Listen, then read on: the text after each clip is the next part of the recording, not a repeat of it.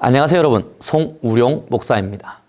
저희는 하나님의 나라 관점으로 성경 읽기로 구약과 신약의 이야기를 먼저 다룬 바 있습니다. 혹시 이 창세기를 시작하시기 전에 하나님의 나라 관점으로 성경 읽기 구약과 신약을 보지 못하셨다면 그 영상을 먼저 보고 오실 때 이 창세기에 대한 이야기도 훨씬 더 즐겁게 들으실 수 있을 것이라 생각합니다. 그럼 이제 창세기의 이야기를 함께 시작해 보도록 하죠. 보통 창세기라 함은 성도들에게 있어서 굉장히 익숙한 성경입니다. 성경 읽기를 할 때에도 저희는 참 많이 읽어보았고, 그리고 성경을 통독하려고 마음을 먹었을 때에 보통 시작이 창세기이다 보니까 많은 성도님들이 익숙하게 접하고 있는 성경이 바로 창세기이죠. 이 문제는 이 창세기 1장에서부터 50장까지의 이야기를 읽어도 그 이야기가 무엇을 핵심으로 전달하고 있는지를 알지 못하다 보니까 읽었으나 우리의 마음 속에 그리고 우리의 머리와 우리의 영혼 속에 제대로 잘 흡수되어지지 않았었습니다. 이제 오늘 저희는 창세기의 내용을 통해서 1장부터 50장이 주고자 하는 핵심 내용을 전달해 드리려 합니다. 이 이야기를 잘 듣고 여러분들께서 성경 창세기를 펼쳐보시게 될 때 창세기가 조금 더 재미있게 그리고 여러분들에게 유익하게 그리고 여러분들의 삶에도 충분히 실천하실 수 있는 말씀의 꿀송이를 아마 드실 수 있을 것이라 확신합니다.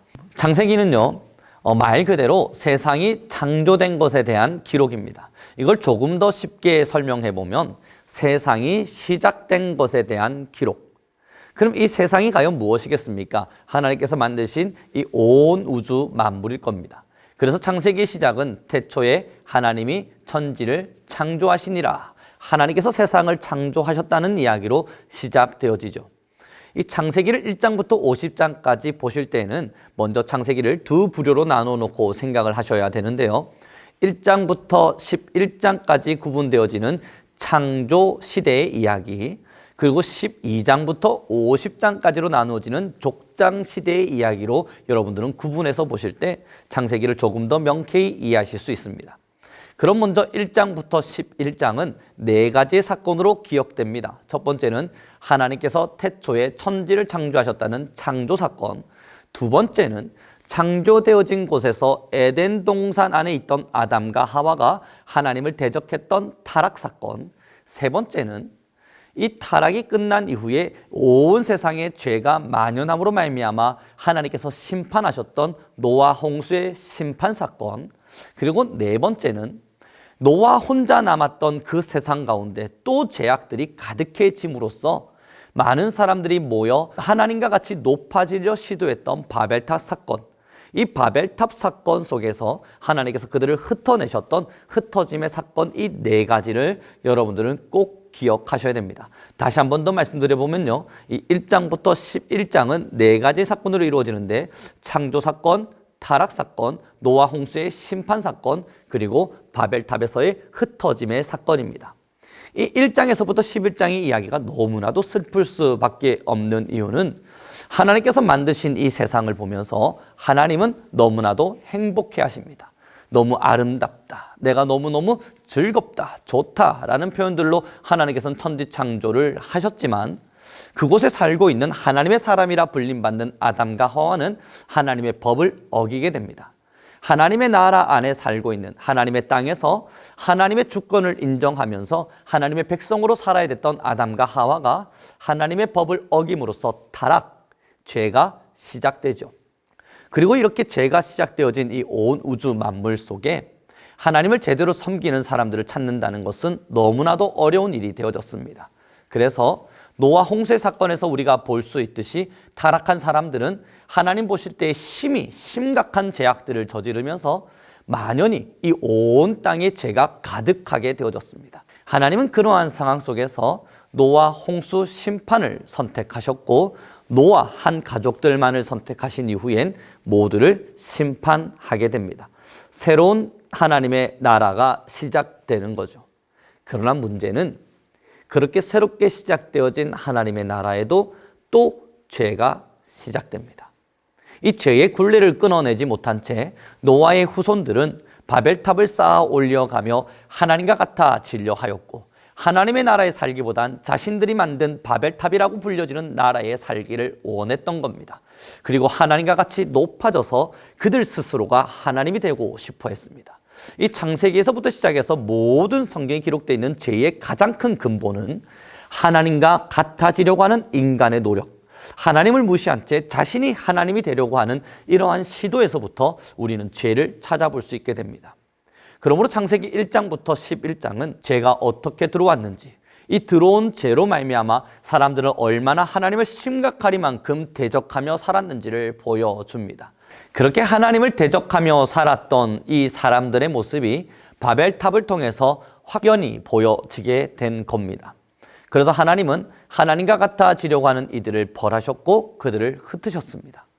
그리고 새롭게 하나님의 나라를 형성하기를 꿈꾸셨죠. 그것이 바로 노아의 셈의 후손이었던 아브라함을 선택하시는 겁니다. 그러니 여러분 12장부터 50장까지의 이야기를 여러분들이 보실 때는 4명의 인물에 집중하셔야 합니다. 1장부터 11장은 4가지의 사건이었다면 12장부터 50장까지는 4명의 인물에 집중하셔서 아브라함, 그리고 그의 아들 이삭, 그리고 이삭의 아들 야곱, 야곱의 아들 요셉을 통해서 하나님께서 하나님의 나라를 어떻게 형성해 가게 되는지, 어떠한 대단한 계획들을 통해서 하나님의 나라를 만들어 가기를 원하시는지를 보실 수 있을 겁니다. 12장에서부터 50장까지 이 4명의 인물에 집중하실 때에는 이 한 명 한 명 한 명의 삶의 이야기에 집중하시는 것도 성경을 제대로 또한 바르게 읽는 방법이겠지만, 그러나 하나님의 나라 관점으로 이 성경을 보신다면 하나님께서 하나님의 나라를 형성하기 위해서 이 4명의 인물을 어떻게 준비시켜 가는지, 그리고 이들의 준비를 통해서 하나님의 나라는 어떻게 진행되어져 가고 어떻게 또한 완성되어져 가는지를 볼 때에 성경을 좀 더 재밌고 명쾌하게 읽으실 수 있게 될 겁니다. 아브라함을 믿음의 조상으로 부르신 하나님은 그를 통해 큰 민족을 이루어 주시겠다 약속하셨습니다. 이것이 하나님의 나라의 시작입니다. 그리고 나선 이가 믿음의 조상이 될 수 있도록 이 아브라함이라고 하는 사람이 믿음의 조상으로서 단단히 서 있을 수 있도록 믿음의 훈련과 연단을 시켜가시죠. 그것이 여러분들께서 보고 있는 성경 속에 있는 이야기들입니다. 그리고 이 아브라함을 통한 믿음의 연단의 마지막, 자신의 아들 독자 이삭마저도 하나님께 드렸던 그 시험을 통과함으로써 아브라함은 믿음의 조상으로서 굳건히 서 있게 됩니다. 그리고 그의 아들 이삭을 통하여 야곱이 나게 되고, 이 야곱 또한 수많은 시련들을 경험했다는 것, 여러분 창세기를 통해서 너무나 잘 알고 계시죠. 이 야곱 또한 자신의 외삼촌 집에 가서 오랜 종살이 끝에 하나님을 경험하게 되고, 또한 돌아오는 길 에서와의 만남 속에서 브니엘에서의 하나님과의 만남 또한 일어나게 되고, 하나님의 믿음의 사람으로서 굳건히 서 가게 됩니다. 그리고 그의 아들 요셉 때, 요셉은 국무총리가 되어지는 역사가 이 창세기 속에 기록되게 되는데, 이 요셉이 국무총리가 됨으로 인해서 야곱의 아들들 70명이 이 애굽이라고 하는 나라 안으로 들어가는 장면까지가 창세기에 기록되어져 있죠. 그리고 우리는 너무나 잘 알고 있는 것처럼 야곱의 그 아들들 70명이 애굽에 들어감으로써 나중에 출애굽할 당시에 60만 명의 사람들, 장정만 60만 명에 거하는 엄청난 민족을 이루게 되었다는 것을 우리는 너무나 잘 알게 되었습니다. 자, 여러분 12장에서부터 50장 아브라함을 믿음의 조상으로 선택하신 그 하나님은 아브라함, 이삭, 야곱, 요셉의 때를 거쳐서 자신의 나라를 형성해 가고 있었던 것입니다. 믿음의 조상으로 세우시곤 믿음의 시련과 훈련들을 경험하게 하시고 그들의 인생사를 동기로 하여 하나님의 나라가 어떻게 형성되어져 가고 있었는지를 보여주는 겁니다.